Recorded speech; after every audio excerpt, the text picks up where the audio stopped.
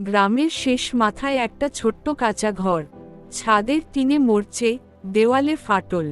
এই ঘরেই থাকত রাহুল, একজন সাধারণ ছেলে, কিন্তু ভেতরে ভেতরে অসাধারণ কষ্ট নিয়ে। রাহুলের বাবা অনেক আগেই মারা গেছে।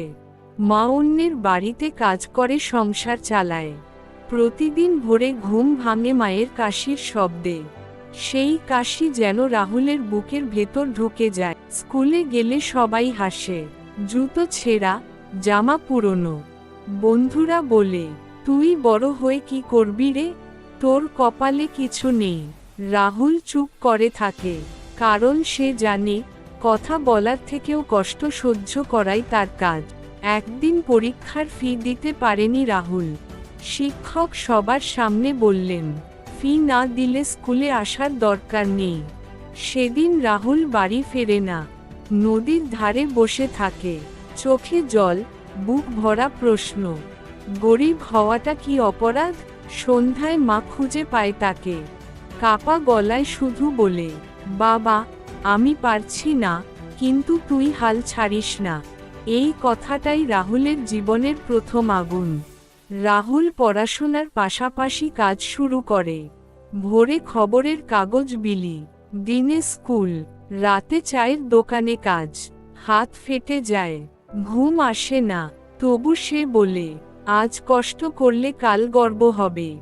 একদিন ক্লান্তিতে ক্লাসে ঘুমিয়ে পড়ে, শিক্ষক মারেন, বন্ধুরা হাসে, কেউ বোঝে না এই ছেলেটা রাতে কতটা লড়াই করে। মা হঠাৎ অসুস্থ হয়ে পড়ে, ডাক্তার বলে, ওষুধ না হলে বিপদ। রাহুলের পকেটে মাত্র 20 টাকা। সে রাতভর বসে থাকে হাসপাতালের বাইরে। মনের ভেতর শুধু একটাই কথা, আমি কি সত্যিই কিছুই পারবো না? মা জ্ঞান ফিরে পেয়ে বলে, বাবা, যদি আমি না থাকি, তুই পড়াশোনা ছাড়িস না। এই কথায় রাহুল ভেঙে পড়ে কাঁদে, কিন্তু চিৎকার করে না, কারণ গরিবের কান্নার শব্দ কেউ শোনে না। পরের দিন রাহুল সিদ্ধান্ত নেয়, সে আর ভাগ্যকে দোষ দেবে না। রাতে পড়াশোনা করে, মোবাইল নেই, আলো নেই, হারিকেনের নিচে বই পড়ে। একজন শিক্ষক তার চেষ্টা দেখে পাশে দাঁড়ান, বই দেন, সাহস দেন, বলেন, সবাই দৌড় শুরু করে এক জায়গা থেকে না, কিন্তু জেতার জায়গাটা সবার জন্য এক। বছর কয়েক পর, একই গ্রাম, একই কাঁচা ঘর, কিন্তু আজ ঘরের সামনে মানুষ ভিড় করেছে। রাহুল চাকরি পেয়েছে, মা আজ গর্বে কাঁদছে। যারা একদিন হাসত, তারা আজ বলে, তুই পারবি জানতাম।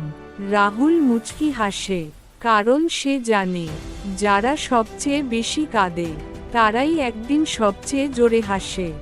শেষ লাইন, ভয়েস ওভার, ধীর, গভীর।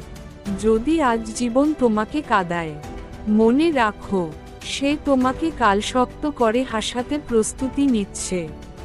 যদি তোর ডাক শুনে কেউ না আসে, তবে একলা চলো রে। যদি তোর ডাক